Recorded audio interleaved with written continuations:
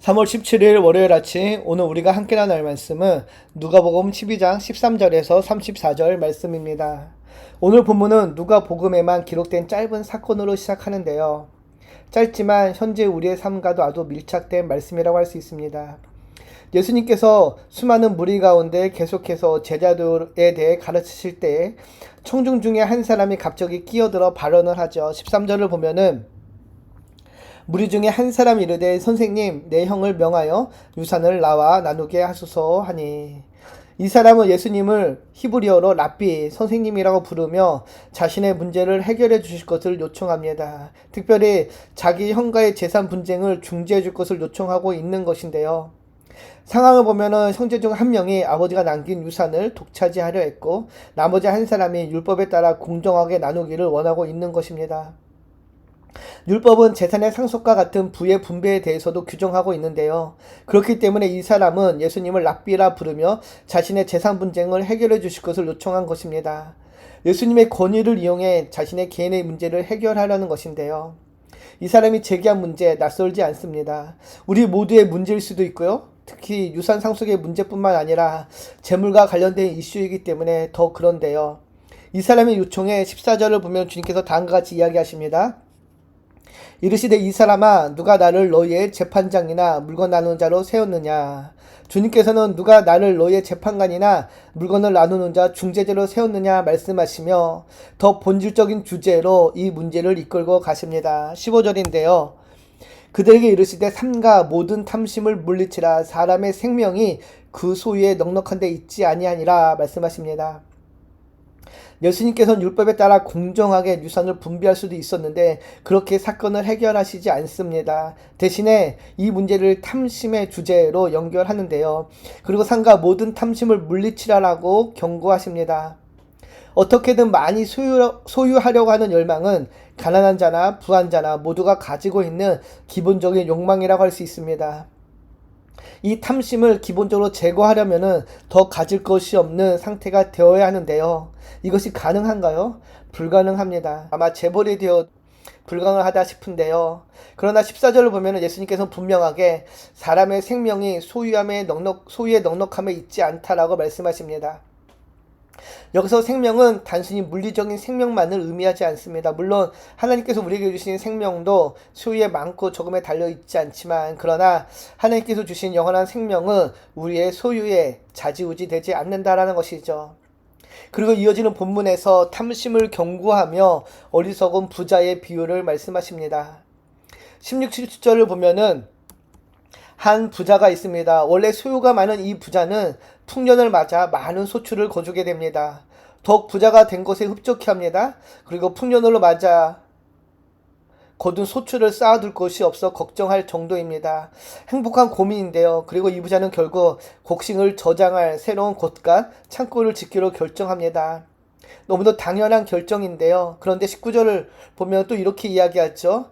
또 내가 내 영혼에게 이르되 영혼아 열해 쓸 물건을 많이 쌓아두었으니 평안히 쉬고 먹고 마시고 즐거워하자라고 이야기합니다. 이제 더 이상 수고하지 않아도 될 정도의 부를 이루었기에 평안히 쉬고 먹고 즐기기로 마음 먹습니다. 너무도 당연한 이 세상 사람들의 모습 아닌가요?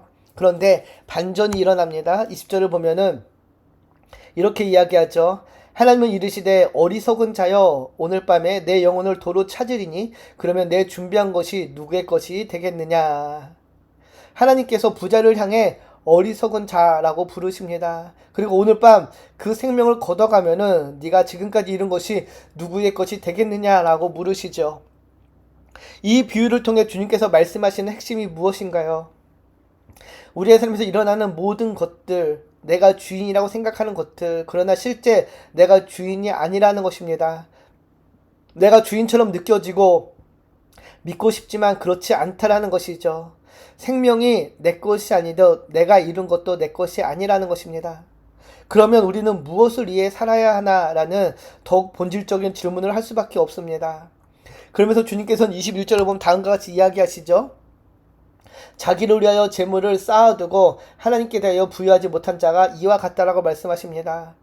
본질적으로 중요한 것은 내가 이 세상에서 무엇을 이루고 무엇을 소유하며 살아가고 있는가가 아니라 하나님과의 관계라는 것입니다. 자기를 위하여 재물을 쌓아두고 하나님께 대하여 부여하지 못한 자, 결국 그 마음의 중심에 하나님이 없는 삶을 경고하고 계신 것인데요. 결국 우리의 마음의 중심이 하나님께 향하고 있는 것, 그것이 더 본질적으로 중요하다라는 것입니다. 그러면서 주님께서는 더 본질적인 물음을 하십니다. 그러면서 염려에 대해서 이야기하고 계시는데요. 29절 30절을 보면 이렇게 이야기합니다. 너희는 무엇을 먹을까 무엇을 마실까 하여 구하지 말며 근심하지도 말라. 이 모든 것은 세상 백성들이 구하는 것이라. 너희 아버지께서는 이런 것이 너희에게 있어야 할 것을 아시느니라. 주님께서는 무엇을 먹을까 마실까 염려하지 말라고 말씀하시며 이런 것이 너희에게 있어야 할 것을 아버지께서 아신다라고 말씀하십니다. 아버지께서 아시기 때문에 당연히 걱정할 필요가 없다라는 것이죠. 우리 마음에 일어나는 탐심의 그 기전을 보면은 그 근본적인 물음으로 따고 들어가면은 결국 염려와 불안이 작동합니다. 염려와 불안으로 더 많은 것을 소유하려고 한다는 것이죠. 그런데 이 염려와 불안, 결국은 하나님을 믿지 못하는 불신에서 비롯됩니다. 우리 아버지 되시는 하나님께서 우리를 먹이시고 입히신다라는 그 믿음이 있다면은 불안해하거나 염려하지 않는데, 우리의 믿음이 죽게 있다면 걱정하지 않는데 그 믿음이 흔들리기 때문에 불안해하고 염려하고 걱정한다는 것입니다. 그분이 하늘의 새를 먹이시고 들의 백합화를 입히시는데 하물며 당신의 자녀 삼으신 당신의 자녀들을 돌보지 않겠느냐라는 것이죠. 따라서 물질의 필요에 우리의 마음을 빼앗긴다는 것은 결국 아버지 되시는 하나님을 믿지 못하는 불신이라고 할 수 있습니다. 우리가 지금도 하나님이 나와 함께 하시며 나를 가장 좋은 길로 인도하신다는 믿음을 가진다면은 그 믿음이 있을 때 우리는 염려와 걱정에서 자유케 될 것입니다. 바라기는 우리 모두가 정말로 하나님을 신뢰함으로 그분이 나를 가장 좋은 길, 선한 길로 인도하신다는 그 믿음으로 염려와 불안에서 자유케 되기를 축복합니다. 그리고 이어지는 본문에서 예수님은 탐심을 지복하여 고발하시는데 그치지 않고 더 나아가 진정으로 가치를 두고 쫓아야 하는 것에 대해서 말씀하시는데요. 바로 하나님 나라를 사는 것입니다. 31절을 보면 이렇게 이야기하죠.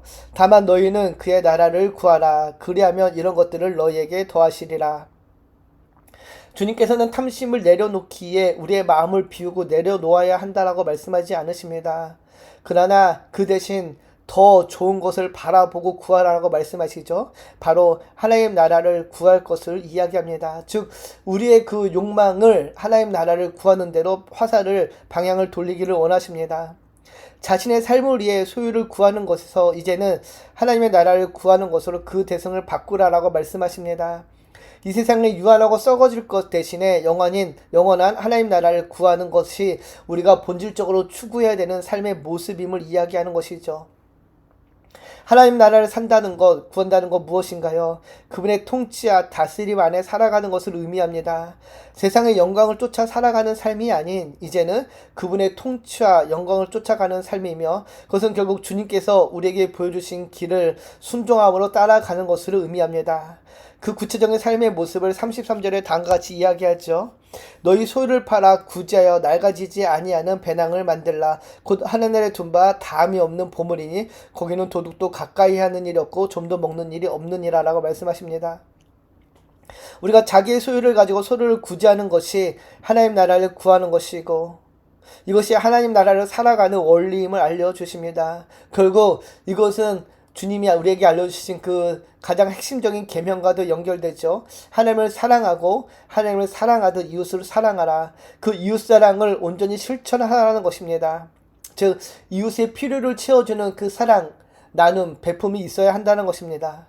사도행전에서 오순절 이후 많은 그리스도인들이 자신의 소유를 팔아 필요에 따라 나누어 줄 때 가난한 자들이 없었다라고 말씀하십니다. 즉 초대교회는 온전히 하나님 나라를 구하는 사람들의 그런 성도들의 모임이었다는 것이죠.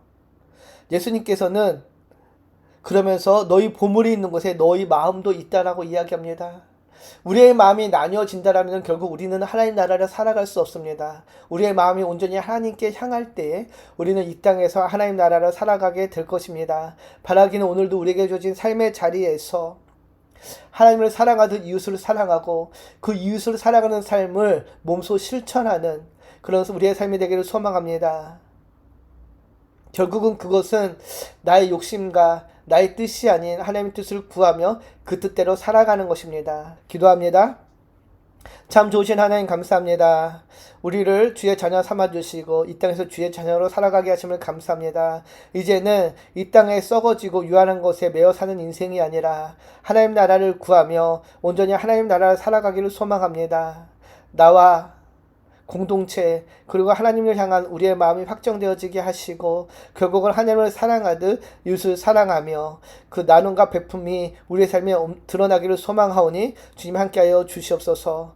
감사드리며 우리를 구원하신 예수님의 이름으로 기도드립니다. 아멘.